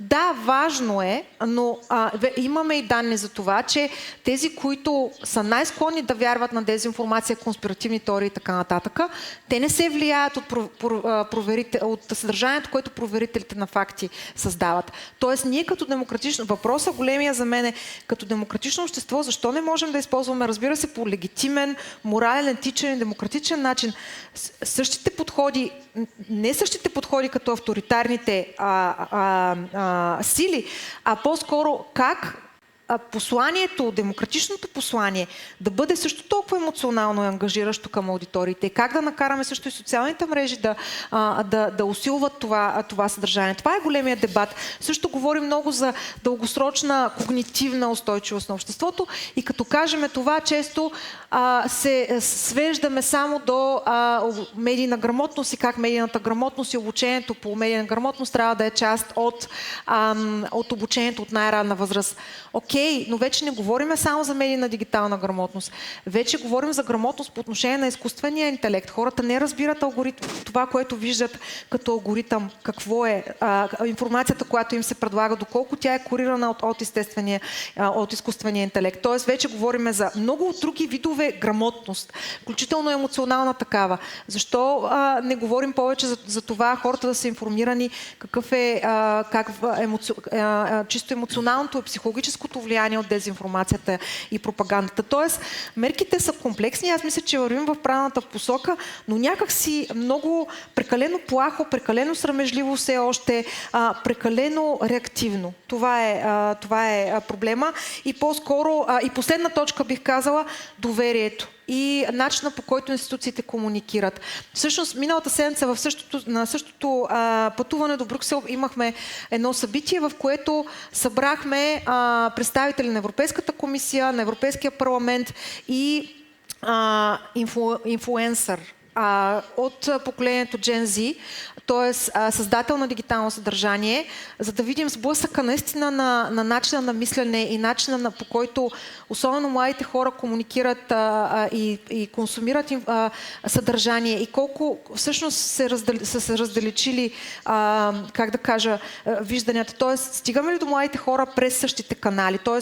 ангажираме ли в комуникацията си и като институции, и като изследователска общност, и като европейски институции, ако щете, използваме ли същите методи и канали, като така лошите актьори, ако смея така да кажа? Създаваме ли също толкова атрактивно съдържание? Тоест, това са въпросите на бъдещето за мен. И всъщност достатъчно проактивна ли ни е комуникацията, особено в критични кризисни моменти, като избори в България, видяхме, че тя така доста закъсня. Аз бих, ако мога така, една препоръка и пожелание, така както българското правителство по време на изборите комуникираше проактивно с ежедневни брифинги за какво се прави срещу купуването на вота, включително с включване от цялата страна. Защо това не се направи по отношение на дигиталното пространство? Да се каже, това виждаме, това правим, това не можем да направим, за да може обществото да е информирано. Тоест имаме още много върху какво да работим. Merci beaucoup. Alors j'ai peut-être le dernier mot pour Maxime sur ces sujets. Et Rosita, merci d'avoir mentionné effectivement les réseaux sociaux, l'intelligence artificielle. C'est qui nous fait penser qu'on évoquait nos démocraties qui sont effectivement attaquées. On a beaucoup parlé de l'attaque du côté russe, mais aujourd'hui, malheureusement, il y a aussi d'autres acteurs qui ne nous veulent pas du bien. Et je pense que par rapport à tout ça, c'est important aussi d'avoir cette idée de cet ensemble qui est autour de nous. Voilà, si vous pouviez nous dire quelques mots, ça serait les mots de la fin. Après, je donnerai bien sûr la parole à nos amis. Non, mais alors déjà, je rejoins bien sûr ce qu'a dit Rosita. Je trouve ça extrêmement intéressant et pertinent comme approche. Et je vais peut-être essayer de compléter en situant le débat sur le volet de la question de la régulation et un volet peut-être plus politique. Premièrement, en disant qu'il ne faut... Et là, ça rejoint, on a parlé de Ksenia Fyodorova qui en parle, mais effectivement, on pourrait parler d'Elon Musk, de tous les libertariens alliés finalement aux populistes illibéraux qui tiennent ce discours. Il ne faut surtout pas se laisser enfermer dans ce leurre, ce mensonge de la défense par finalement des forces d'extrême droite ou illibérales de la liberté d'expression et surtout d'une vision absolue de la liberté d'expression. Parce que ce qu'expliquent ces gens, c'est que en fait, il faudrait que toute remise en cause d'un certain nombre de positions qu'ils tiennent est profondément liberticide. Or, on voit parfois que en fait, ce sont tout simplement des propos qui sont illégaux dans un certain nombre de démocraties libérales. La liberté d'expression, il faut bien se rappeler qu'elle a été construite dans des démocraties libérales, par exemple en France. Alors je ne sais pas comment ça fonctionne en Bulgarie. En France, c'est notamment par exemple avec la loi sur la liberté de la presse de 1880 et quelques, j'ai oublié la date, mais il y a toujours eu un volet régulatoire. Et ça, c'est fondamental. C'est-à-dire que la liberté d'expression, elle est possible. C'est évidemment un des principes fondamentaux des démocraties libérales, si ce n'est peut-être le plus important, mais elle s'exerce dans un cadre qui est régulé. Or, on sait bien que tous ces acteurs d'extrême droite, pour dire les choses un peu grossièrement, ou illibéraux ou autoritaires, qui se prétendent défenseurs de la liberté d'expression, sont les premiers qui, lorsqu'ils arrivent au pouvoir, démantèlent méthodiquement tout ce qui garantit ces libertés fondamentales. Il suffit de voir, bon, la Russie évidemment, j'ai même pas besoin d'en parler, mais il suffit de voir ce qui s'est passé aux États-Unis avec le retour de Trump sur les libertés, la question des libertés académiques, sur la liberté de la presse, sur toute une série de sujets où en fait on voit effectivement que le caractère liberticide est très clairement défendu de ce côté-là. Donc je pense qu'il faut à la fois ne pas se laisser colonisé par cette idée que finalement la liberté d'expression serait défendue par l'extrême droite, et deuxièmement assumer ce volet régulatoire. C'est par exemple ce qui se passe en ce moment en France où c'est très compliqué autour justement du cas de CNews avec nos régulateurs nationaux. C'est ce qui s'est passé en Moldavie pour interdire un certain nombre de médias de propagande qui tenaient des propos qui étaient pas admissibles. C'est la question par exemple à l'échelle européenne de véritablement mettre en œuvre ce qui est très compliqué, le DSA, le Digital Services Act, qui est censé imposer à des plateformes comme X par exemple, et il y en a d'autres, ou TikTok, et bien de respecter un certain nombre de principes en matière de modération de contenu, d'une certaine transparence sur leurs algorithmes de recommandation, etc. Voilà, il faut aussi jouer sur ce terrain-là. Et donc j'arrive à la question aussi politique, et qui rejoint ce qu'on disait sur les récits, c'est qu'on ne peut pas se contenter d'être dans une posture strictement défensive par rapport à ce sujet-là. Il faut aussi évidemment être beaucoup plus offensif, dans le respect évidemment des principes démocratiques, mais à quel moment s'est-on dit que défendre des valeurs démocratiques, des valeurs comme l'état de droit, était problématique sur le plan éthique? Et c'est là que la question des récits devient intéressante. Vous savez peut-être que en France, le ministère des Affaires étrangères et le Quai d'Orsay assume aujourd'hui pleinement d'avoir une posture beaucoup plus offensive en matière de production de récits et de contre-récits, ce qui à mon avis est une bonne chose, parce que les récits, c'est aussi s'affranchir de cette idée qu'on dit la vérité, on dit le faux, c'est pas la question. C'est la question de raconter une histoire convaincante pour légitimer, pour non seulement légitimer un certain nombre de valeurs qui me semblent, enfin, qui peuvent être les bonnes, ça dépend aussi des pays, mais qui sont considérées comme bonnes, et puis surtout se défendre aussi contre des puissances illibérales ou autoritaires qui ne cessent à longueur de journée d'attaquer, y compris par la désinformation, mais pas seulement, on l'aura compris, le projet européen, le projet démocratique libéral, etc., etc. Donc je pense qu'il faut aussi assumer ce volet politique, en plus de tout ce qui a été dit sur l'aspect réglementation des plateformes, éducation aux médias, résilience cognitive, etc., etc. Merci beaucoup, et je crois que ça ouvre une très belle perspective pour nos échanges, justement. Le dernier point que vous avez souligné, on va vous applaudir déjà. Et je vous propose donc un temps d'échange en bulgare, en français, en anglais, mais surtout français et bulgare. Voilà, et ma collègue Céline a un micro.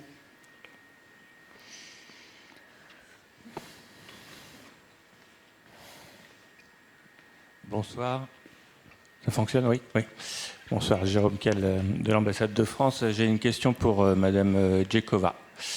Vous avez évoqué le fait que pendant la dernière campagne électorale, le ministère des Affaires étrangères bulgare a actionné le mécanisme européen de protection contre les ingérences étrangères des processus électoraux. Et si j'ai bien compris, en fait, vous avez expliqué qu'un certain nombre de mesures avaient été prises par les autorités bulgares pour empêcher la propagation d'un certain nombre de campagnes de désinformation. Alors, en fait, vous savez que publiquement, on a su très peu de choses sur le bilan en fait de ce mécanisme. Donc, à travers la presse bulgare, on n'a pas eu beaucoup d'informations. Donc, c'est un sujet en fait qui reste encore relativement peu connu.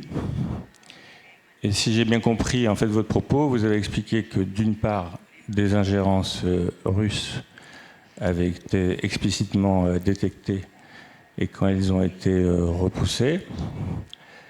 Mais je comprends aussi que ont été détectées des campagnes menées par des médias bulgares qui donc propageaient.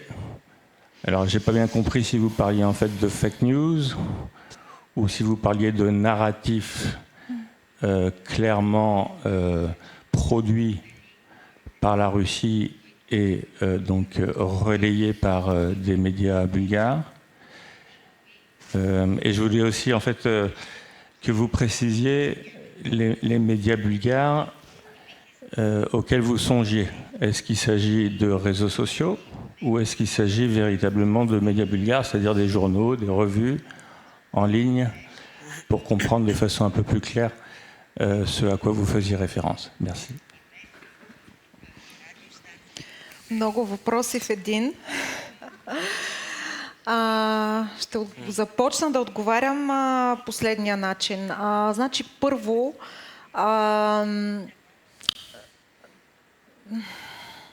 защо нямаше отзвук, какво беше направено, какво се случи? Мисля, че причините са няколко. Първо, защото ние не може да сме игнорирали този проблем на институционално ниво цяло десетилетие. Изведнъж 3 седмици преди изборите много беше хубаво, че всъщност се активираха тези механизми. Между другото, те не са нови, те съществуват и са били активирани на предишни избори в други европейски държави. Т.е. те са вече рутинни за някои страни членки. Но не може ние един месец преди изборите да решим, че ще се организираме, ще изграждаме капацитет. Той не може да бъде изграден.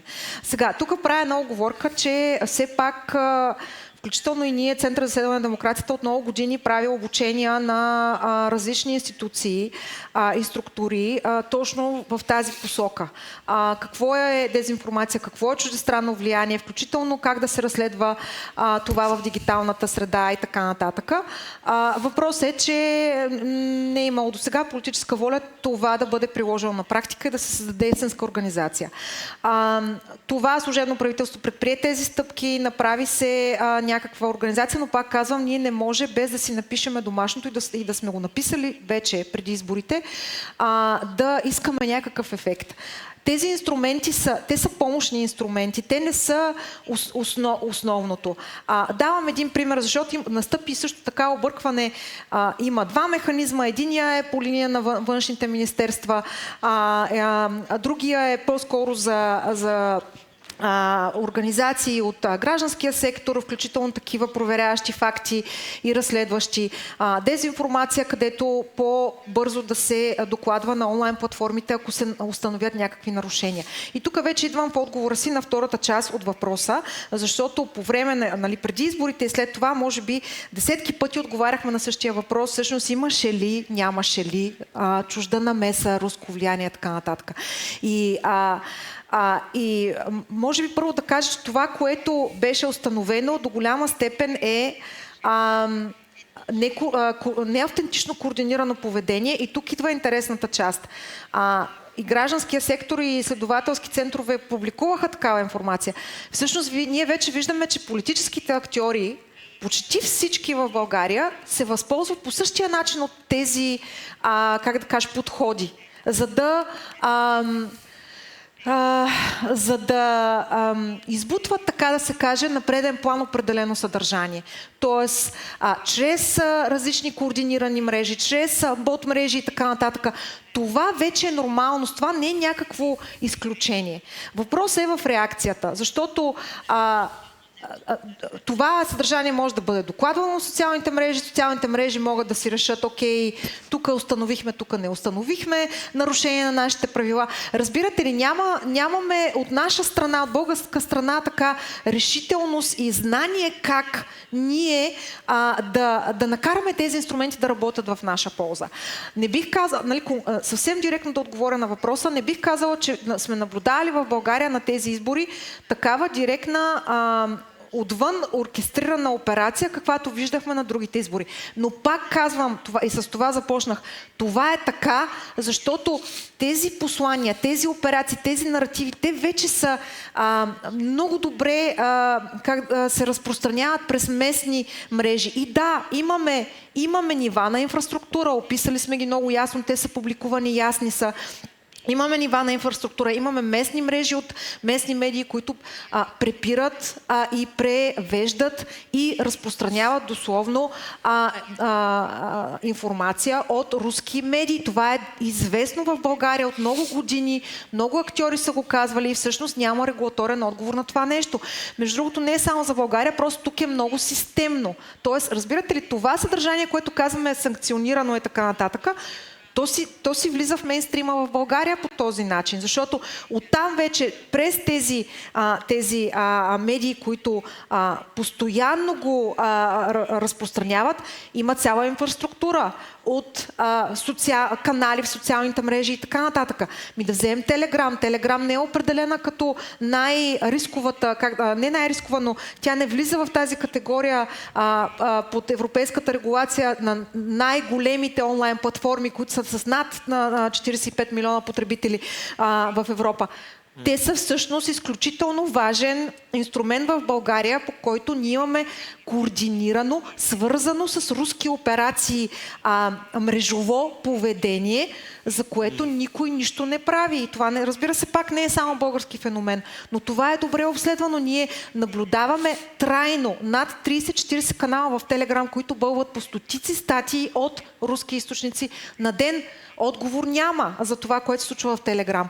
Споменах вече за мрежата Правда. Тоест, ние имаме нива на разпространение, включително до такава степен се получава вече и симбиоза с местни актьори, включително политически партии и така нататък, които тук не говорим за директно Русия диктува плаща и се случват така нещата. Но те усилват, преповтарят тези послания на ежедневна база и те стават част от мейнстрима. Тоест, на кое ниво тук е въпроса, коя регулация или кой закон или кой орган трябва да се намеси, е моят въпрос. Защото в България трябва, за да бъде премахнато съдържание или да бъде реагирано по някакъв начин срещу него, то трябва да е незаконно съдържание, каквото дезинформацията не е. Тоест тук вече отиваме нарушаване на акта за цифровите услуги от към координираност, защото не може вие да усилвате една кампания и тя да изглежда на потребителя и на избирателя, все едно, че тя е изцяло органична кампания и това е общественото мнение, когато то не е и всъщност виждаме координираност зад начина, по който бива организирано и бива представено във вашия фид това съдържание. Тоест, ние нямаме все още, не сме видели поне такова разследване, включително за политическите партии, как финансират те присъствието си в социалните мрежи? Използват ли агенции, които ги съветват какво и как да правят и да ползват такива мрежи? Нямаме такива разследвания. Разследванията идват от много активния граждански сектор, журналисти и така нататък. Така че не знам доколко отговарям на вашият въпрос. Бих казала такива накратко. Големи операции, каквито познаваме, и пак казвам, ги имало и в Германия и така нататък. И въобще това, което се случи в Румъния, не можем да говорим за това, но не е и нужно, защото няма нужда да се инвестира в толкова целенасочени операции, при положение, че имаме добра инфраструктура за разпространение, която прави много лесно всъщност. И всъщност мерките, които имаме, не сработват, защото дори платформите да смъкнат това съдържание, ние сме били свидетели, особено такива мрежи за създаване на голямо количество политическо съдържание, създадено с изкуствен интелект. В момента, в който TikTok премахне тези акаунти, десетки нови възникват на негово място, на тяхно място. И т.е. платформите те имат задължение в рамките на акта за цифровите услуги да пресичат системни рискове за изборния процес за информационната среда, но в момента трябва да си го кажем честно, те не го правят. Тоест, те реагират на това, което им се подаде. Ако държавата няма капацитет да прави този мониторинг и да сигнализира масово, това остава за фактчекърите и неправителствените организации, които докладват, но ефекта от свалянето на това съдържание не е никакъв. Нали, това съвсем отговорно мога да го кажа. Извинявам се за дългия отговор. Merci beaucoup, la belle réponse. Une autre question. Bonsoir, Bonnie Théophilova, ancien fonctionnaire européen. Merci pour ce débat qui est vraiment passionnant. Je me demande, en fait, est-ce que vous auriez des informations sur la façon dont la Russie recrute des leviers qui amplifient leur influence au niveau local? Quand il s'agit des petites mains, par exemple, qui taguent des étoiles de David, etc., là c'est clair, ou les fabriques de trolls, là c'est l'intérêt financier. Mais quand il s'agit, par exemple, de personnalités politiques ou financières, là, les choses ne sont pas claires. Et je me demande, par exemple, un leader de parti politique bulgare qui est très anti-euro, anti-vaccin, etc., et qui en même temps est vacciné, qui a toute son épargne en euros, d'autres leaders politiques dont les enfants étudient dans les meilleures universités occidentales, etc., quel est leur intérêt? Est-ce que c'est un intérêt financier? Est-ce que ce sont des informations compromettantes? Quel est l'intérêt de Bolloré? Est-ce que c'est juste Madame Fedorova ou est-ce qu'il y a autre chose? Ce ne sont pas des gens qui voudraient forcément vivre en Russie, ça je ne peux pas le croire. Dans le cas de Trump, il y a eu pas mal de spéculations qu'il y avait des informations sur des liens présumés avec Epstein ou des choses concernant son séjour à Moscou à l'époque quand il voulait construire une tour à Moscou. Mais de nouveau, il n'y a rien de concret. Pourquoi est-ce tellement difficile de révéler tous ces mécanismes et de les exposer? Merci beaucoup. Maxime, Merci. tu voulais répondre? Alors, merci pour cette question essentielle. Déjà, peut-être commencer par dire que les acteurs russes travaillent énormément les écosystèmes informationnels, politiques, locaux vers lesquels ils vont projeter leur influence. Pourquoi ? Parce que tout simplement, et ça a été montré dans d'autres domaines comme la sociologie des médias, etc., c'est qu'il y a ce phénomène d'intermédiation qui fait qu'une source proche de vous, que ce soit un média national ou une personnalité qui est votre concitoyen, par exemple, peut être perçue comme étant plus légitime que si ça vient directement de Moscou de manière très ouverte, etc. Ce n'est pas toujours le cas, mais ça peut exister. Deuxième élément, alors vous disiez, il n'y a pas que l'argent, et je vous rejoins et je vais y venir, mais il faut quand même se rendre compte aussi de deux choses. C'est que d'une part, la question de la corruption est essentielle, et d'ailleurs ça a été mentionné aussi par Rositsa, pour comprendre comment fonctionne l'influence russe, et de comprendre aussi que cet activisme de la Russie dans le domaine des ingérences informationnelles, elle génère un véritable marché de l'influence et de la désinformation, que ce soit en Russie, où vous avez toute une série d'entrepreneurs d'influence ou d'entrepreneurs de la désinformation. Je pense par exemple à Ilya Gambashidze, qui est le directeur de cette société qui s'appelle la Social Design Agency, à l'origine de l'opération Doppelganger, qui est connue aussi, qui est financée par le Kremlin. Donc ça, c'est un exemple de ces technologues politiques, comme on dit en Russie aussi, qui se font de l'argent en servant les intérêts du Kremlin dans la sphère informationnelle. Ça s'exporte aussi à l'étranger. L'Afrique subsaharienne, pour ça, c'est absolument fantastique pour observer ça. C'est-à-dire que vous avez à la fois des entrepreneurs médiatiques, d'influence locaux qui vont chercher à capter des flux financiers qui accompagnent l'expansion de la présence russe sur le continent africain. Vous avez des phénomènes aussi de corruption de journalistes à grande échelle qui ont été notamment montrés dans une fuite de données qui est sortie récemment et sur laquelle je suis en train de travailler. Il y a eu pas mal aussi de couverture médiatique sur le sujet, qui montre une gigantesque opération de blanchiment en fait, de récits et de propagande par de la corruption et le fait de payer des journalistes locaux qui, essentiellement pour des raisons lucratives, parfois aussi idéologiques, vont choisir de coopérer avec les acteurs russes parce que là, les acteurs russes, on revient en vulnérabilité, vont capitaliser sur la précarité économique de certains espaces médiatiques africains. Mais pour revenir aux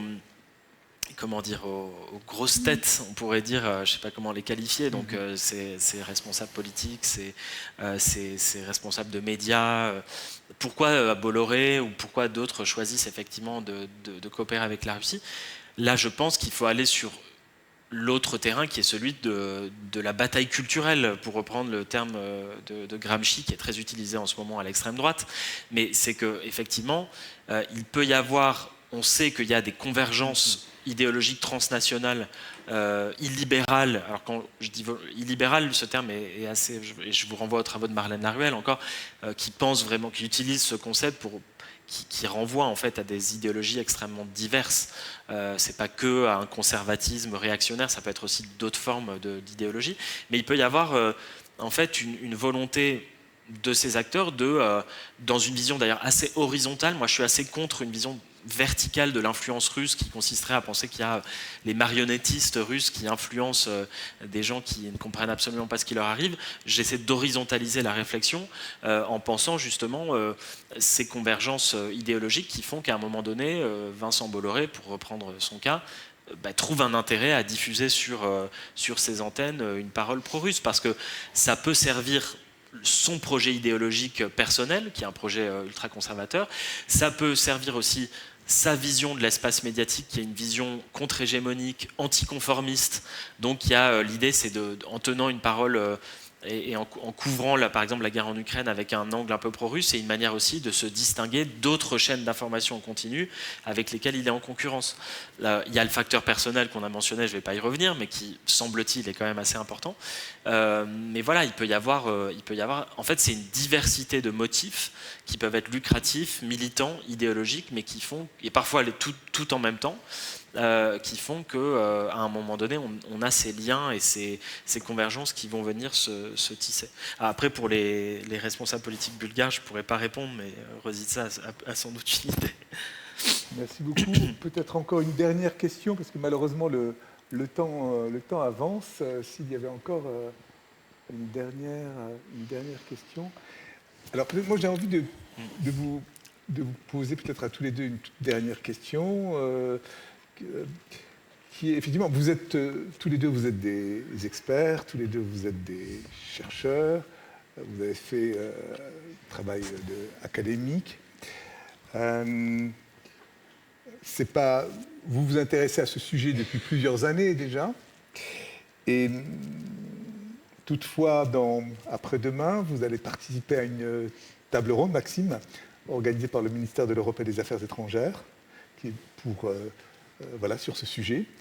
Et ma question est la suivante. Est-ce que vous avez l'impression qu'aujourd'hui, les autorités, les politiques, les administrations vous écoutent davantage? Est-ce qu'elles vous écoutent suffisamment?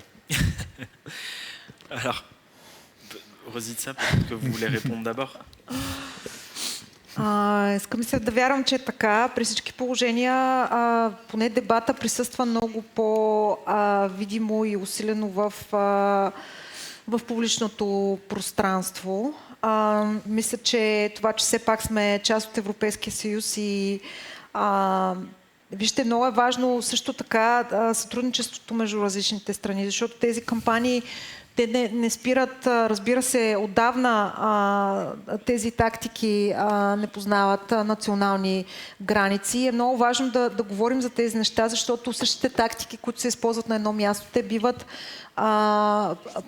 рециклирани, така да се каже, и прилагани и на друго място. Аз мисля, че да, поне на ниво Европейски съюз също така има много по-тесен диалог между различните агенции, също така и регулаторите, с напредването и озряването също на регулаторните пакети на Европейския съюз.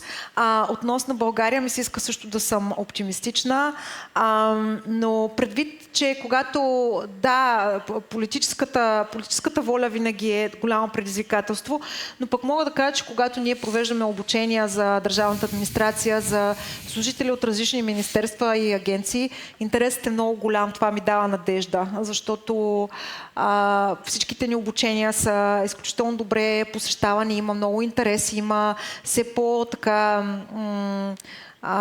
как да кажа, критично разбиране за проблема и се надявам, че това ще даде някакъв резултат в бъдеще. Maxime? Moi aussi, je suis assez, j'essaie d'être optimiste sur cet aspect-là. Je pense que effectivement, il y a eu un vrai changement ces dernières années en France et pas sur tous les sujets, mais sur ce sujet, je trouve que le dialogue entre le monde académique et le monde politique s'est vraiment fluidifié. Le fait même que vous m'ayez invité ici est d'une certaine manière un exemple de ça. On a des relations aussi évidemment avec le ministère des Armées en France, avec le ministère des Affaires étrangères. On a fondé un collectif de recherche qui s'appelle Coruscant, qui n'est pas que sur ce sujet, mais qui est un collectif qu'on a fondé après l'invasion de l'Ukraine pour repenser les études russes. Pour la plupart, on vient de ce qu'on appelle les études slaves d'Europe de l'Est et eurasiatique. Et en fait, on essaie justement de repenser, y compris sur le plan méthodologique. On ne peut plus aller faire de terrain en Russie. Comment fait-on pour produire une connaissance valable sur ce sujet?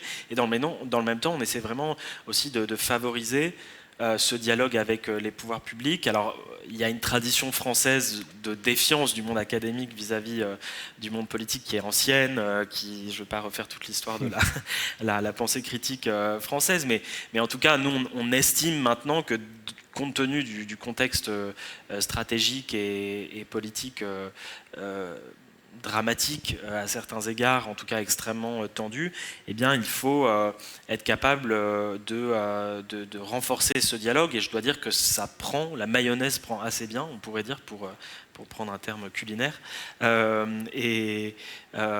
en particulier sur ces sujets où je pense qu'il y a une très grande demande sociale et politique de meilleure compréhension de ce sujet. Alors ça a pris un peu de temps, c'est un peu comme un moteur diesel. Pendant des années, moi, on se disait mais pourquoi l'État ne s'intéresse pas à ces sujets ou si peu, ou alors dans des cercles extrêmement marginaux. Aujourd'hui, le fait est qu'il n'y a pas une semaine qui se passe aujourd'hui en France sans qu'on parle de ce sujet, dans les médias, au sein de la société civile, au sein du gouvernement ou du Parlement, et donc de ce point de vue, c'est une bonne chose et on a un certain nombre de raisons d'être optimistes. En tout cas, essayons de l'être. Voilà. Très bien, ça sera le dernier mot de la fin. Vous remercier d'être venu à Sofia, vous remercier, chère Rositza, d'avoir accepté notre invitation, et puis vous remercier de nous avoir éclairés. On en est vraiment très heureux. Et pour rebondir concernant vos propos, c'est dire aussi que c'est la mission d'un institut français, je crois, d'avoir ces éclairages-là et de faire rentrer aussi les questions de géopolitique dans un monde qui, malheureusement, nous inquiète beaucoup. Et on a besoin de vos lumières. Alors, mille merci et on vous applaudit à nouveau. Merci.